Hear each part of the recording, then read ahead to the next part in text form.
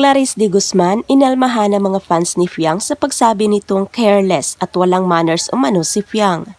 Habang nagtipon-tipon ang mga housemates ay naging hot topic nila ang dating big winner na si Fiang Smith. Ilang buwan na ang nakalilipas ay tila hindi pa rin nakamove on ang lahat sa kanyang pagkapanalo.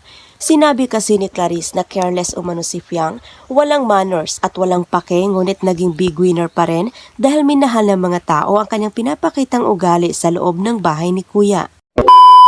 Careless na. Nakong masyadong expectations na yun eh. To age na, wala na siyang pang careless na siya. Laging bigla ko sa kanya, wala siyang manners. Hindi. Kahit harapan, alam niya yung sabi. Wala pa rin naman. Naging yung asin si Fiang kasi grabe siya nag-hype niya.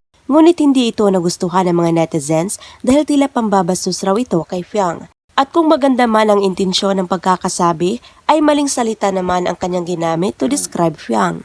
Matatanda ang nagpapakatotoo si Fiang sa loob ng bahay ni Kuya at matapang na hinarap ang mga tao ng babackstab sa kanya. Dahilan kung bakit niya nakuha ang loob ng mga tao sa outside world.